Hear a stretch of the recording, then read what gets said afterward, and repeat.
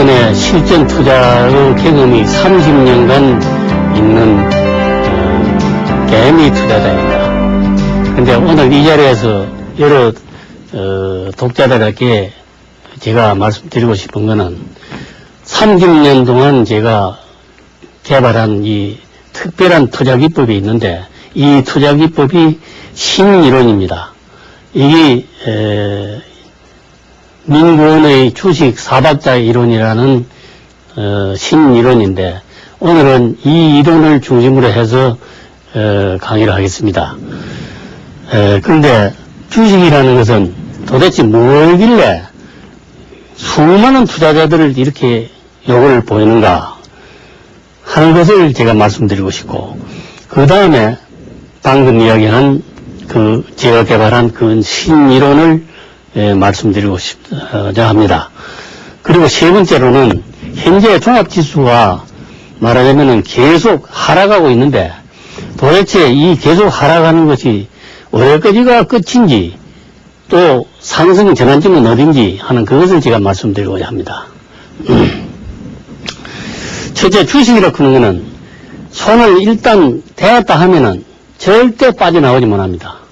이거는 사람이 줄이 없어지거나 아니면 돈이 떨어지거나 두 가지 중에 하나의 계획 사유가 나와야 손을 뗄 수 있지. 그 이후에는 절대 빠져나올 수가 없습니다. 이거는 마약보다도 더 중독성이 강하기 때문에 일단 손을 대었다 하면 못 빠져나온다는 것을 여러분들이 잘 아시고 특별히 자기 자신의 투자 기법을 개발해야 됩니다. 그럼 자기 자신의 투자 기법을 개발하려고 하면 어떻게 해야 되느냐? 공부를 해야 됩니다. 그러면은 오늘부터 여러분들이 내 강의를 갖다 들무려 해서 일단 수렁에서는 빠져나올 수 있는 그런 계기가 되겠다. 이리 생각하면 틀림없을 겁니다. 그러므로 자기의 그 특별한 기법을 갖다가 개발하려고 하면은 남에게 절대 의존해서는 안 됩니다. 여러분들이 투자 설명회가 많이 있어가지고 그거 다 다녀본 일이 있을 겁니다만은 투자 설명회에서 여러분들이 추천받은 종목 찍어가지고 주식을 사가지고 돈을 갖다 먹은 분이 있습니까? 돈 절대로 먹을 수가 없습니다. 그러니까 자기 자신이 개발해서 자기 자신만의 그 기법이 있어야 결국 돈을 먹을 수가 있는 겁니다. 그렇기 때문에 여러분들이 오늘 이 시점 이후부터는 자기의 투자 기법을 개발해라 하는 것을 갖다가 강조를 해드리고 싶습니다. 그리고 본론으로 들어가서 민구원의 주식 사박자 이론을 제가 설명을 드리겠습니다.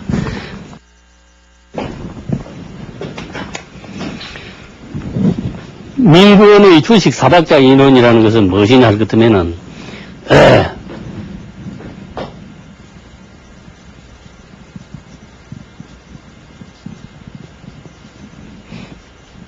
이걸 사박자 약식입니다.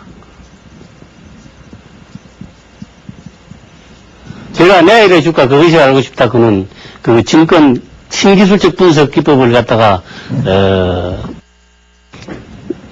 말하자면 출판한 저자인데 거기에 이 사박자라는 이 말하자면 부호가 많이 나옵니다. 이 부호를 안 쓰면은 집필하는데 불편한 점이 많아서 이 약자를 씁니다. 그러면 민구원의 주식 사박자 이론은 뭐냐면은 주식이라고 하는 거는 말이죠. 누가 보더라도 통일된 현상이 있습니다. 공통점으로요. 뭐냐면은 거래량, 주가, 인명선. 이게 이런 평균세입니다. 물론 대부분이 다 알고 계시겠지만은 혹 초보자 같으면 모르는 분이 있을까 싶어서 이제 제가 이동 평균이라고 하는데 주식을 기술적 분석을 해가지고 주식이 어느 시점에서 올라갈 것이며 어느 시점에서 내려갈 것이냐 하는 걸 갖다가 정말 기술같이 알아맞히는 사람도 이 네 가지를 제대로 분석을 하지 못하면 그 답이 절대로 안 나옵니다. 그러면 지금까지 주식을 투자해가지고 왜 개미들이 전체 물을 먹느냐 하면은 결국 시중에서 무수히 내로라 하는 사람들이 말하자면 기술적 분석을 한 그 내용을 들여다 볼 것 같으면은 전체가 이 주가만 가지고 말이죠. 분석을 한 기지. 거래량하고 이 애매선을 갖다가 병행해서 분석한 그런 분은 잘 없습니다. 제가 이제 여러분들에게 분명히 말씀드리고 싶은 것은 미원의 주식 사박자 이론이라는 것은 거래량과 주가와 그 애매선을 연계해서 분석을 한다. 이런 의미에서 가장 적중률이 높다 하는 걸 말씀드릴 수 있습니다. 그렇기 때문에 거래량을 중심으로 해가지고 기술적 분석을 하지 않으면은 절대로 맞은 답이 나올 수가 없다 이 말씀입니다.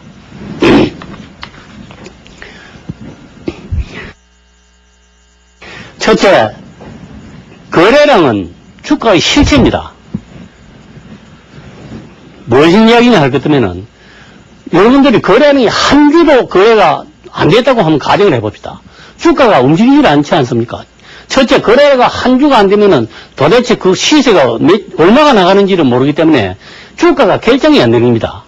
그렇기 때문에 거래량을 갖다가 우선 분석을 안 하고는 절대로 이 주가가 정확한 답이 나올 수가 없다. 그러니까 그 증명이 돼요. 그러나 이 거래량을 갖다 깊이 연구하고 분석하는 사람이 아직까지 국내에는 물론이고 전 세계적으로 그런 기법을 갖다 구체적으로 연구 개발하는 사람이 없습니다. 제가 이제 오늘 여러분들에게 분명히 말씀드리고 싶은 거는 저는 30년 동안에 실전 투자를 하면서 이 거래량 중심으로 해가지고 모든 통계를 내고 연구하고 개발한 겁니다. 그걸 이제 오늘 여러분들에게 이야기를 해드린다 이런 말씀입니다. 그러니까 거래량을 갖다가 분석을 안 하고는 절대로 답이 안 나온다. 그러니까 이제 거래량 위주로 해가지고 거래량과 주가의 결국 이제 추세선을 이제 연결시키는 이제 이런 방법이 있는데 그 방법을 이제 동원하지 않으면은 결국 정확한 이제 답이 나올 수가 없는데 이거는 요 다음 시간에 더 구체적으로 설명을 하겠습니다. 오늘은 요 사박자 이론에 대해서는 개요만 설명을 해드리고 여러분들은 종합지수가 말이죠. 종합지수가 상승 중일 때 말하자면 주식에 투자를 해야 됩니다. 종합지수가 내리면은 투자하기가 너무 어려워요. 종합지수가 상승 중일 때 업종을 봐야 돼요. 업종이 상승하고 있는 업종, 상승 중인 업종. 종합지수가 상승할 때 여러 업종을 볼 것 같으면 상승하는 업종이 반드시 나옵니다. 그럼 이 상승하는 업종 중에서 상승 중인 말이죠. 개별 종목을 갖다 상승 중인 개별 종목을 선택을 해야 됩니다. 그러면 종합지수가 상승 중일 때 업종지수가 상승하고 그 업종 중에 있는 개별 종목이 상승 중에 있는 종목을 선택을 하면은 정말 이거는 매수할 수 있는 바로 X만 딱 추리는 거죠. 이래가지고 개별 종목을 선택을 하더라도 이것이 그냥 덮어놓고 선택을 하는 게 아니라 여기에서 민권의 주식 사박자 이론에 대한 매수 시점의 기법을 적용을 시켜야 됩니다. 그러면 그 매수 시점의 기법을 어떻게 적용을 시키느냐. 자, 여러분들이 대개 볼 것 같으면 주식이라고 하는 건 거래가 주기이 되죠. 거래가 뭐 높았다가 뭐 조금 뭐 올랐다가 이렇게 하면서 되는데 거래가 이리 쭉 되면은 거래가 이거 매일이 이제 하루 이틀 쭉 이리 되가 오면은 위에 이제 주식은 계속 이제 올랐다 내렸다 이런 인식으로 가는데 이 거래량이 이어서 선을 쫙 직선을 끄보면 말이죠. 반드시 바닥까지 오는 말하자면 선이 끄이게 돼 있어요. 그러면 이 거래량 바닥을, 이걸 이제 거래량 추세선이라고 합니다. 거래량 하향 추세선이라고 합니다, 이걸. 하향 추세선. 거래량 하향 추세선을 위로 이탈하는 거래량이 형성이 반드시 되어야 위에 있는 이 주가가 올라가게 돼 있어요.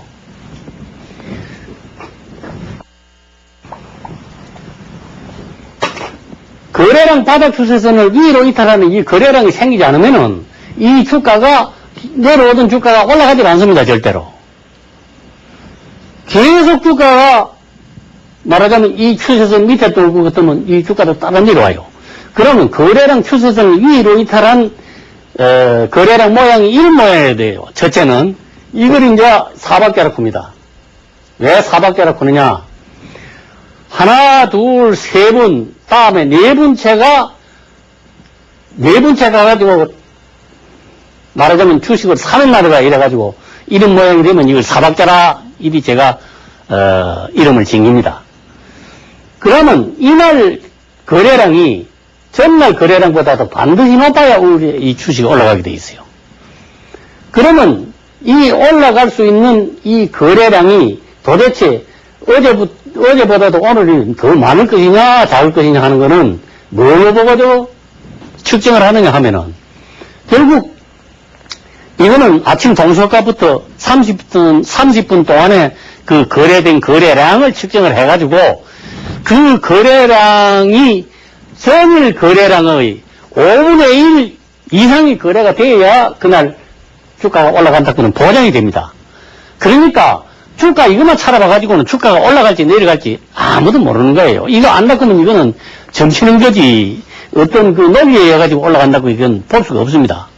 그렇기 때문에 반드시 밑에 거래량을 갖다가 측정을 해가지고 위에 주가가 올라갈 거냐 내려갈 거냐 하는 것을 예측을 하라 이 말입니다. 그러니까 거래량은 실체고 주가는 그림자이기 때문에 실체를 분석해야 된다 하는 걸 여기서 또 한 번 더 말씀드리고 싶습니다. 다음에는 세력이라는 것을 말씀드리겠습니다. 도대체 세력이라는 게 무엇이냐? 자, 세력.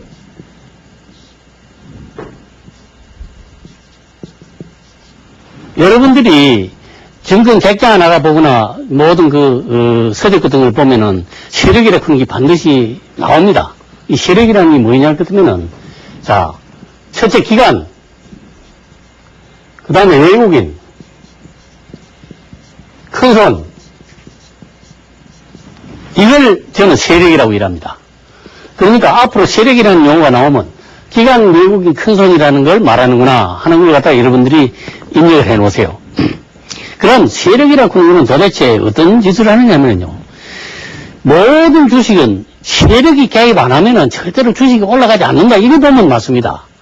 왜 그러냐면은 세력은 주식을 올릴 때도 개혁적이고 내릴 때도 또 개혁적이고 모든 걸 개혁적으로 하기 때문에 세력은 주식을 갖다가 살 때는 반드시 주가를 갖다가 올려가면서 주식을 삽니다. 그게 올려가면서 사는 게 무슨 뜻이냐 하면은 주식이 어디 세력이 주식을 매집을 하려고 하면 어디 자기 아버지한테서 받고 어디 아는 사람들한테서 그냥 얻고 이러는 게 아니고 반드시 깨미들이 가지고 있는 그 주식을 사야 됩니다. 깨미들이 자기네들 이익 없이는 주식을 팝니까? 안 팔면 세력이 매집을 못 하기 때문에 주가를 올려줘야 깨미들은 팔게 돼 있어요. 그러니까 주가를 처음에 올려가면서 주식을 매집을 하는데 처음에 올려줄 때 이걸 갖다가 에르워트 파동론으로 말할 것 같으면 상승 1파입니다. 이게 상승 1파. 그러니까 상승 1파로 주가를 올려줄 때는 세력이 반드시 일반 게임들의 물량을 갖다 매집하는 기간입니다. 그러니까 세력은 계획적으로 매집을 해가지고 상승 1파에서 매집을 해가 조정을 받고 상승 3파에 가고 또 4파에서 조정해가 4에서 5파까지 가는 이걸 계획을 딱 세워가지고 여기서 말하자면 주식을 갖다가 사기 때문에 주가가 계속 올라갈 수 있는데 일반 깨미들만 달라드는 주식은 주가가 점점 뒷걸음을 쳐요. 왜 뒷걸음을 치느냐 할 것 같으면 깨미들은 저가에 사가지고 고가에 팔라고 하니까 깨미들끼리만 전체 다 붙었다고 할 것 같으면은 다 저가에 사가 고가에 팔라고 하니까 거래가 안 될 거 아닙니까? 거래가 안 되면 주가 내리는 수밖에 없잖아요. 그러니까 깨미들만 달라든 주식은 결국 내린다. 바꾸어 말할 것 같으면 내리는 주식은 깻잎만 달라드는 주식이고 그래프상으로 오르는 주식은 세력이 개입한 주식이다. 이리 보면 되는 것입니다. 그 다음 도대체 주식에서 우량주, 불량주 싸면서 신문지도나 보면 많이 나옵니다. 도대체 우량주는 무엇이고 불량주는 무엇이냐 그러면은 주식은 우량주와 불량주가 따로 없습니다. 많이 올라가는 그 주식이 우량주고 내려가는 주식이 결국 불량주입니다. 조금 전에 이야기했지만은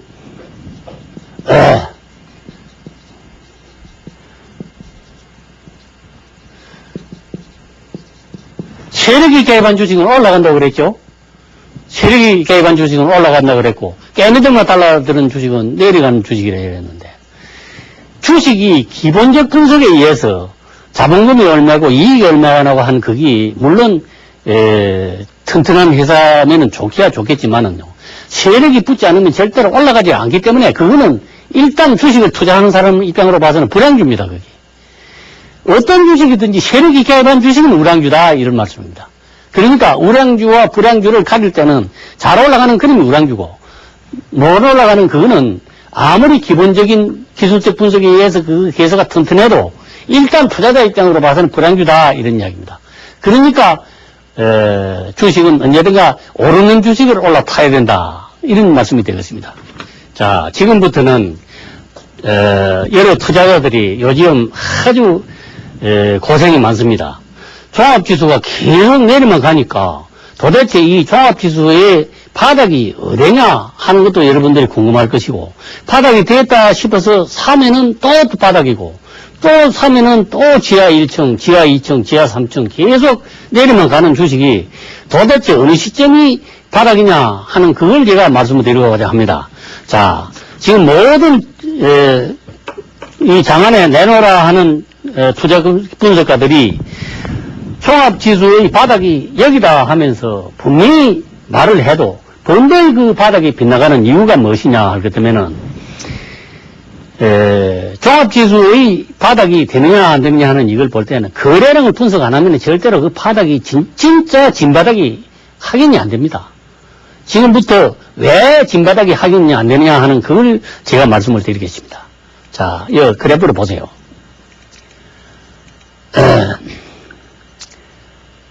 지금 이게 종합지수인데, 이 종합지수의 이게 거래량입니다. 거래량이, 여는 거래량 꼭지가 돼가지고 점점 거래량 꼭지가 낮아졌죠. 낮아진 게 무엇이냐 그렇다면 이거는 주가가 계속 내려간다는 이야기입니다. 그럼 여기서 우리가 거래량 하향 추세선을 끄보면은, 자, 이런 식으로 끄집니다. 이게 거래량 하향 추세선인데, 하향 장기 추세선이라고 합니다, 이걸. 그러면, 거래량 하향 추세선도 여러 개가 있습니다. 자, 여기서, 끄면, 이것도 거래량 하향 추세선인데, 이것도 맞죠, 거래량이? 그러면 이거는 거래량 단기 하향 추세선입니다. 단기 하향 추세선을 왜 끄보느냐 하면은, 단기 하향 추세선을 위로 이탈하면은 이 시점에서는 주가가 올라가게 돼 있어요. 이거 올라갔죠? 결국 이 단기 거래량 하향 추세선을 위로 이탈하기 때문에 이 주가가 올라가는 겁니다. 그럼 여기서 계속 거래량이 이거 이상으로 거래량이 계속 올라가져 와야 되는데 여기서 거래량이 점점 줄어져 가지고 줄어져 내려갔기 때문에 이 주가도 더 못 올라가는 겁니다. 그러면 여기서 주가를 못 올라가는 걸 내가 설명을 해드리자면은 자, 이 시점에서 말이죠. 거래량 추세선, 상향 거래량 추세선이라고 하는 건데 이걸 거래량 이 추세선을 이리 끌 수가 있습니다. 또 여기서 꼭지 추세선을 이리 끌 수가 있는데 이거는 거래량 바닥 추세선이라 하는 것이고 이거는 거래량 꼭지 추세선입니다.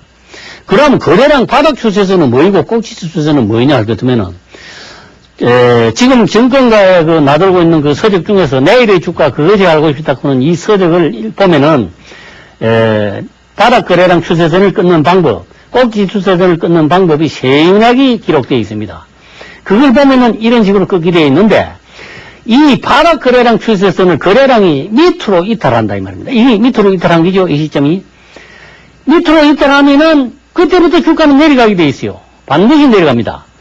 그러니까 이때 주식이 계속 이 주가가 올라가려고 할 것 같으면은 이날 거래량이 쑥 올라가지고 이 바닥 추세선으로 올라가야 이 주가가 올라가게 되어 있는데 이 바닥 추세선을 상향 돌파를 못하고 밑으로 이탈했기 때문에 주가가 이때부터 빠지는 겁니다.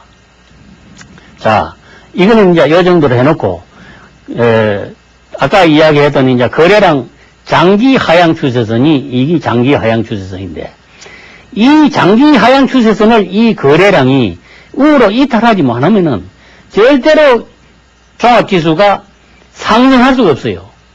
그렇기 때문에 모든 주식의 기술적 분석을 하는 분들이 거래량은 도외시하고 전체 주가만 찾아보고 인자는 저점에 내려왔으니까 인자는 반등을 할 것이다. 이런 소리만 자꾸 해대도 전저점에 내려와도 또 내려가고 또 내려가고 자꾸 끝도 같은 없이 바닥에 내려가는 그 이유가 뭐냐 할 것 같으면 거래량이 뒤따라 주지 않았기 때문에 그런 겁니다. 그렇기 때문에 거래량 하향 추세선을 위로 이탈하는 거래량이 형성되기 전에는 주가가 올라갈 수가 없는데 그러면 어느 시점에 가서 거래량 하향 추세선을 위로 이탈하는 시점이 될 것이냐 하는 게 이제 문제가 되는데 그거는 이제 어떻게 측정을 하느냐. 자, 여러분들 보세요. 이 거래량 하향 추세선이 쫙 내려가면 점점 각도가 점점 바닥하고 줄어지겠죠?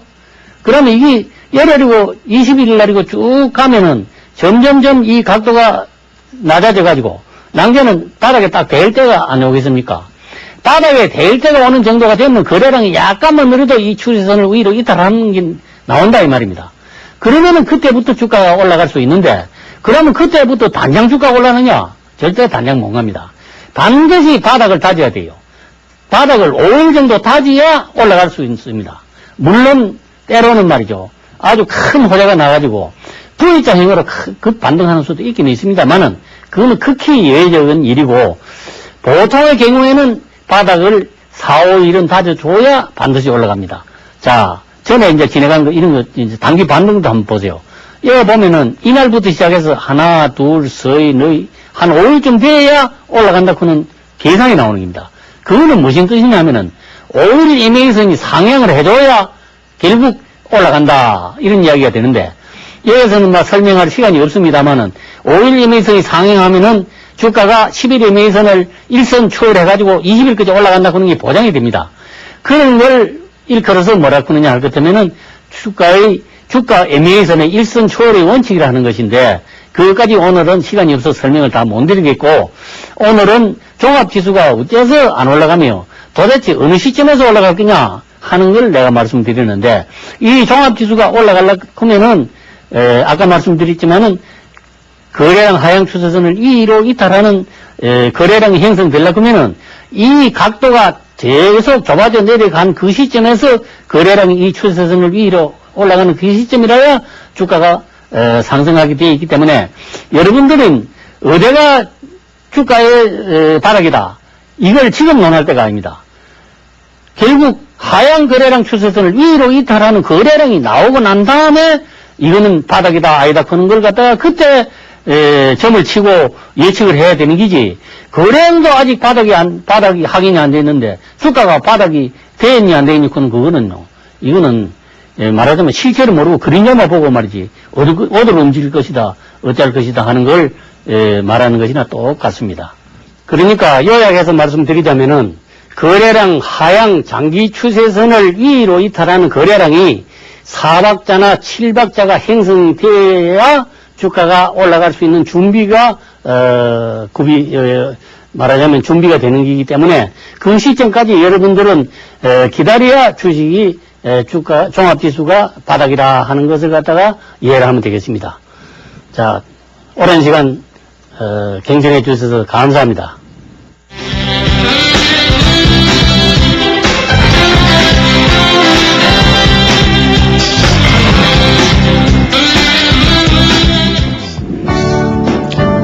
여러분 안녕하십니까, 데이킹입니다. 지난번에 강의했던 내용을 잠시 복습을 해보면요. 자, 외국인에 의해서 우리나라 주식시장은 좌지우지된다라는 거죠. 외국인들이 살 때 우리가 매수를 해야 되고 외국인들이 팔 때 모두 함께 매도하는 전략만이 효과적인 매매가 된다고 했습니다. 특히나 중장기 트레이딩을 하시는 분들, 한 번 사서 몇 개월씩 묻어두는 장기 투자를 하시는 분들이 장기 투자를 해야 할 최초의 시기는 바로 바닥에서 외국인들이 연속해서 1000억 이상씩 매수하는 때고, 차트상으로 5주선이 20주선을 돌파, 골든 클로스에서 돌파하는 때라고 했습니다.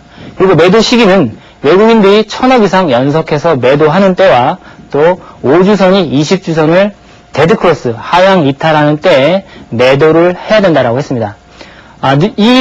이 방법이 누구나 다 알고 있는 내용인 것 같지만 실질적으로 실전에서 보면 우리 개인 투자자들은 항상 이 외국인들이 하는 매매에 항상 거꾸로 했다는 거죠. 외국인들이 저 바닥에서 살 때는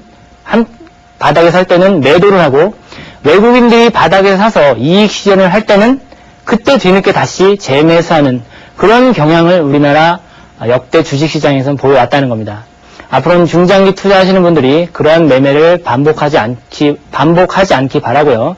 오늘 공부할 내용은 외국인 따라잡기 내용 중에서 단기 투자 및 데이 트레이딩에 관한 내용을 공부해 보도록 하겠습니다. 판서 강의를 해보면요.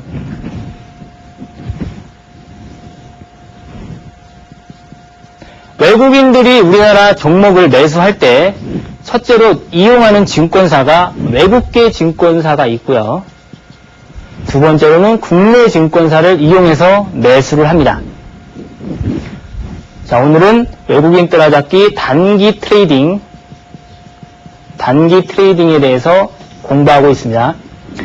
외국인들이 우리나라에서 어떤 종목, 가치 우량주로서 저평가됐다라고 해서 어떤 종목을 매수할 때 첫째로 외국계 증권사를 통해서 매수를 할 수 있고 국내 증권사를 통해서 매수를 할 수 있는데, 외국계 예를 들어보면 워버그, 몰건 스탠리, ABN 이런 외국계 증권사가 있습니다. 국내 약 20개 이상의 외국계 증권사가 들어와 있고요. 국내 증권사를 이용하는 외국인들의 매매 형태를 보면 크게 굿모닝, 현대, 삼성, 대우, 기타, LG 이런 증권사를 통해서 외국인들이 우리나라 종목을 사는 특징이 있습니다. 이런 증권사 외에 동양이라든가 신흥, 교보 이런 중소형 증권사를 통해서 외인들이 매집하는 경우는 실전에서 보면 대부분 진짜 외인이 아니고 검은머리라는 거죠. 자, 검은머리 외국인이라는 것을 많이 아셨을 겁니다. 검은머리 외국인이라는 것은 국내인이, 국내 돈이 외국인의 명의만 빌려서 투자하는 경우를 검은머리 외국인이라고 합니다. 실질적으로 우리가 얘기하는 외국인 따라잡기는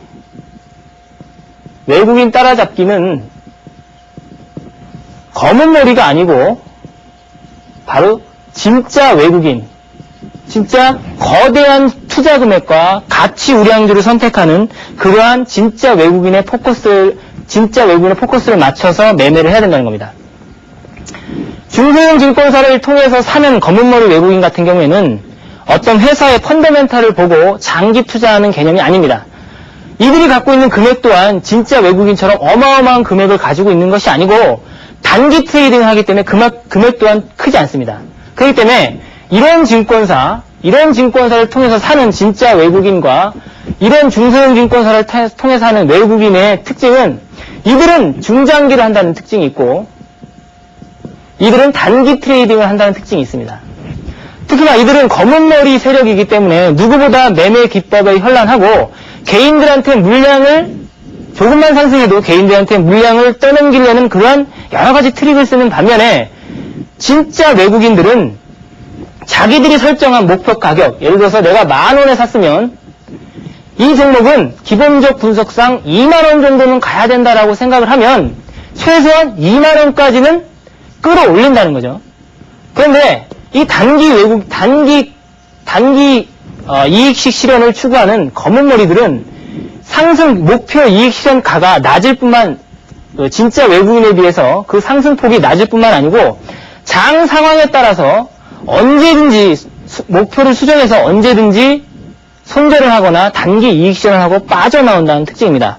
그래서 다시 정리하자면 외국인들이 매수하는 종목 중에 진짜 외국인이 사는지 아니면 검은머리 외국인이 사는지를 반드시 체킹을 해야 된다는 거고, 대략적으로 이러한 증권사를 통해서 외국인들이 매수하는 종목들은 진짜 외국인일 확률이 높다는 겁니다. 두 번째로는 외국인이 매수하는 종목은 우량주라는 특징이 있습니다. 당연한 얘기인데요. 검은머리가 사는 종목 같은 경우에는 우량주가 아닌 경우가 많이 있습니다. 즉, 펀더멘탈에 의해서 끌어올리는 것이 아니고 단순한 수급적인 측면에 의해서 주가를 상승시키는 거기 때문에 간혹 보면 굉장히 부실한 회사, 즉 영업이익을 내지 못하는 회사임에도 불구하고 외국인의 지분율이 이렇게 쭉 올라가는 종목들이 있습니다. 이런 종목들 같은 경우에는 언제든지 급락의 위험이 있기 때문에 가급적 이 검은머리가 사는 외국인 따라잡기는 좀 지양을 해주시고요. 진짜 외국인들이 사는 종목 같은 경우는 아까도 말씀드렸지, 자기네들이 목표가가 올 때까지 지속적으로 물량을 투입해서 사기 때문에 아무래도 우리가 외국인 따라잡기 하기에 보다 편하다는 그런 이점이 있는 겁니다.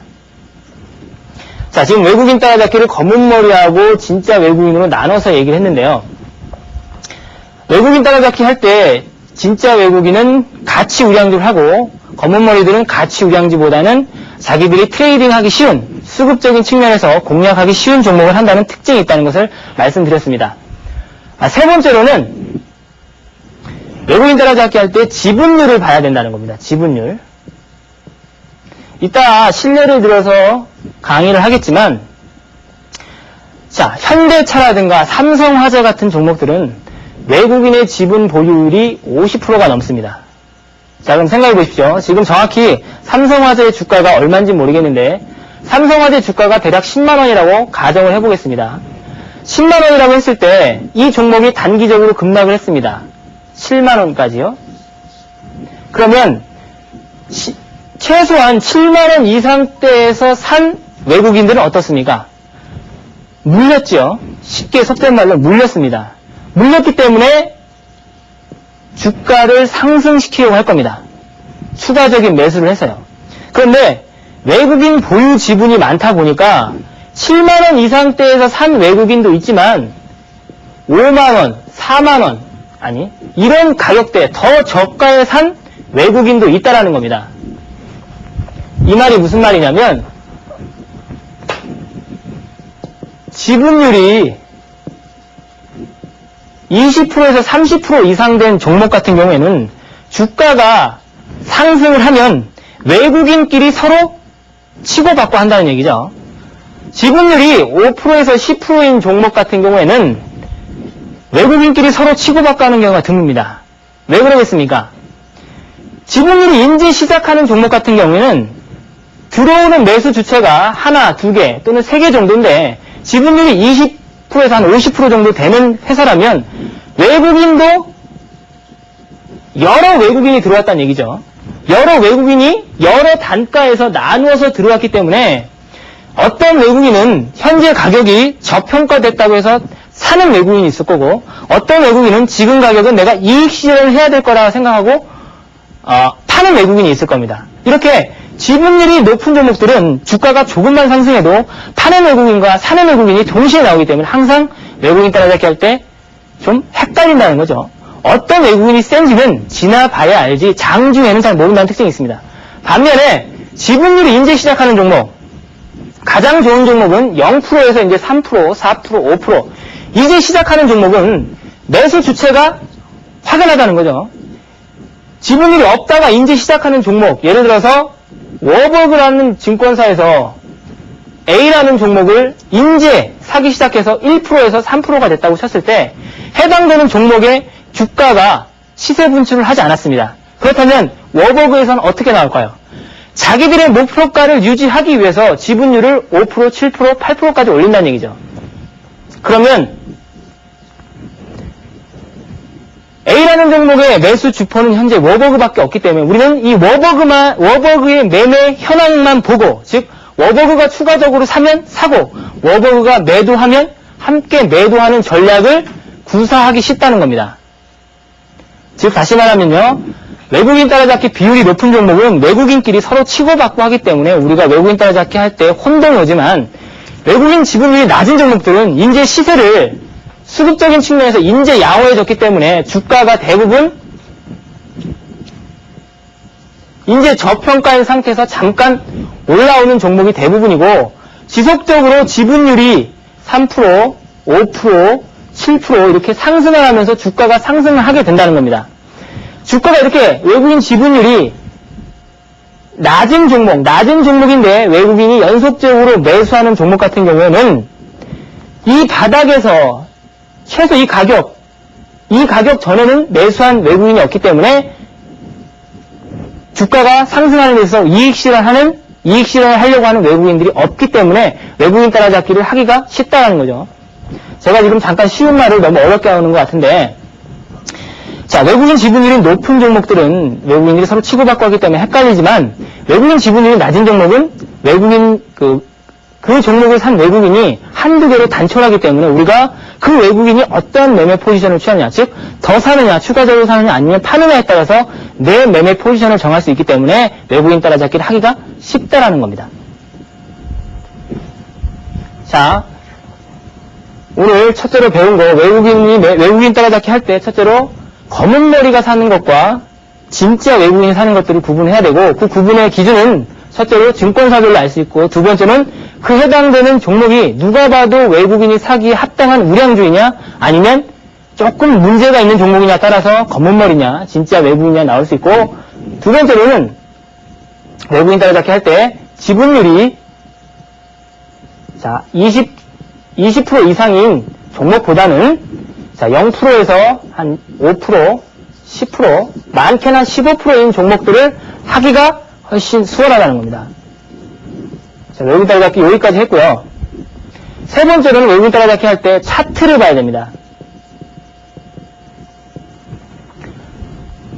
차트를 본다는 말은 뭐냐면, 외국인이 아무리 사도 장세 영향에 의해서 차트, 즉 지지선이 무너지면 일단 팔아줘야 된다는 거죠. 그리고 외국인이 아무리 사도 이미 주가가 단기적으로 급등한 종목이라면 매매하는 데 있어서 경계를 해야 됩니다. 물론 당연한 얘기인 것 같지만 실질적으로 우리 개인들의 심리를 보면 그렇지 않다는 겁니다. 하락하던 주가가 단기에 약 50% 이상 상승을 합니다. 그런데 요 바닥에서 산 외국인도 있을 거고 요 위점에서 산 외국인도 있을 겁니다. 그런데 차트가 고점에서 거래량이 터지면서 이격률이 5일선과 21선의 이격률이 커지는 가운데 외국인이 들어왔다고, 외국인이 연속해서 산다고 들어가는 것이 아니고, 이때는 이미 바닥에서 시세 분출을 했기 때문에 조금만 올라가도 이 바닥에서 산 외국인들의 차익 실현 매물이 나온다는 겁니다. 이때 들어가봤자 별로 먹을 게 없다라는 거죠. 그래서 외국인 따라잡기 할 때 첫째로 아까 말씀드린 지분율을 보고, 두 번째로는 외국인들이 연속해서 사는 종목 중에 시세가 분출하지 않은 종목, 외국인들이 연속적으로 샀으나 이렇게 아직도 바닥을 헤매고 있는 종목, 이런 종목을 매매해야 성공한다는 겁니다. 외국인들이 매수를 해서 바닥에서 이미 단기적으로 이렇게 3단 또는 2단 상승을 한 종목을 내가 들어가 봐야 별로 먹을 게 없다는 거죠. 외국인이 매수하는 종목은 하루에도 몇십 개에서 많게는 100개가 넘습니다. 그 많은 종목 중에서 내가 여러 종목을 할 필요 없죠. 가장 확률적으로 높은 종목을 매수하면 되는 겁니다. 그 확률적으로 높은 종목이 이렇게 차트상으로 외국인들이 매수했음에도 불구하고 바닥을 다지고 있는 종목, 이런 종목이 바로 확률적으로 높은 종목이 되는 거고, 외국인들이 매수해서 벌써 단기적으로 많이 상승한 종목은 바닥에서 매수한 외국인이 언제라도 이익 실현할 수 있기 때문에 내가 인제 들어가서 먹고 나올 폭은 별로 없게 되는 거죠. 그래서 차트상으로 아직 시세가 미분출된 종목을 찾아야 한다라는 말씀을 드리겠습니다. 자, 외국인 따라잡기 간략하게 핵심적인 사항 세 가지를 말씀드렸는데요. 다시 정리하면 굉장히 중요합니다. 첫째로는 검은 머리인지 아니면 진짜 외국인지 구별하고, 구별하는 방법은 증권사를 꼼꼼히 따져듣는 거 말씀드렸고요. 두 번째로는 지분율이 좀 낮은 종목을 하는 게 좋다. 외국인들이 인제 초기에 매집하기 시작하는 종목이 좋다라는 거죠. 이미 너무 많이 매수를 해서 닳고 다른 종목보다는 인제 매수를 시작하는 종목이 좋다. 세 번째로는 차트적으로 좀 양호한 종목, 즉 외국인들이 매수했으나 아직 시세 분출을 하지 않은 종목을 공략하는 것이 좋다라고 말씀드렸습니다. 자, 구체적으로 이런 세 가지 포인트를 바탕으로 해서 외국인 따라잡기의 신뢰를 차트를 보면서 한번 살펴보도록 하겠습니다. 자, 먼저 한샘이라는 종목을 살펴보도록 하겠습니다. 자, 한샘이라는 종목을 보면 부업 가구의 업종 대표주죠. 누가 봐도 외국인들이 매수할 만한 좋은 종목입니다. 우량한 회사죠. 자, 외국인들이 한샘이라는 회사가 7월 16일에 등록이 됐는데 등록된 이후 상한가를 달리고 있는 와중에도 연속해서 매수를 하고 있습니다. 위에 나와 있는 표는 외국인 보유 비율인데요. 자, 외국인 보유 비율이 어떻습니까? 한샘 계속적으로 좀 연속해서 매집을 하고 있는 모습이 보이고 있죠. 자, 이게 차트를 보니까 눈에 잘 안 보일 텐데요. 자, 자료를 보면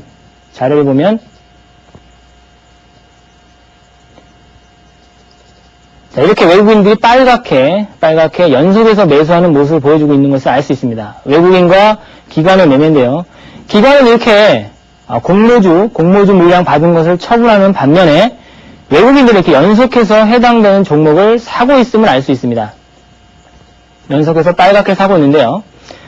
자, 이 종목이 이렇게 8월달과 9월 초에 장이 폭락을 했음에도 불구하고 이 종목이 이렇게 횡보, 만원대 가격에서 횡보할 수 있었던 가장 큰 이유는 바로 외국인의 매수였다는 겁니다. 자, 외국인이 첫째로 외국인 따라잡기 핵심, 외국인이 사는 검은 머리인지 진짜 외국인인지 확인하라고 했는데 이 종목은 진짜 외국인이고 또 회사 자체도 우량한 회사입니다. 실제로 이 회사를 이용한 증권사는 베어링이라는 외국계 증권사고요. 외국계 증권사를 통해서 이 종목을 계속적으로 외국인이 매집을 하는데 해당되는 비율이 어떻습니까? 비율이 0%에서 이제 상승하기 시작해서 5%, 10% 이렇게 됩니다. 그러다가 결국적으로 언제냐? 이때죠. 9월 초순부터 매수 강도를 굉장히 강화하기 시작합니다.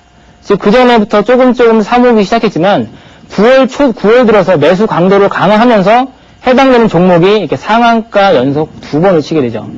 자, 이게 차트상으로는 별로 상승한 것 같지 않는 것처럼 보이는데 만원대 내외인 종목이 15,000원까지 상승했으니까 단기간에 50% 상승한 겁니다.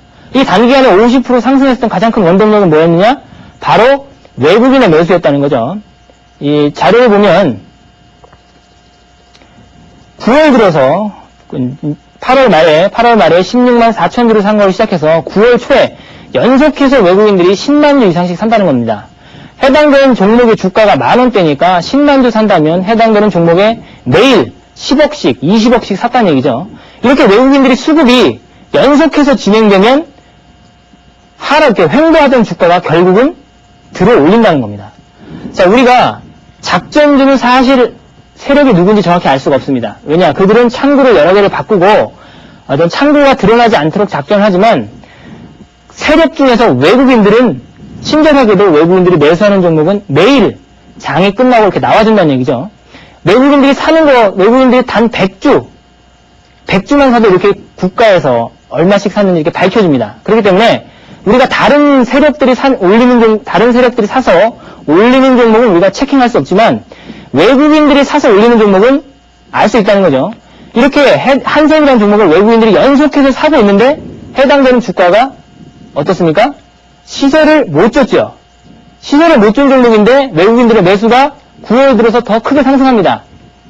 바로 이런 종목은 조만간 크게 시세를 준다는 얘기죠.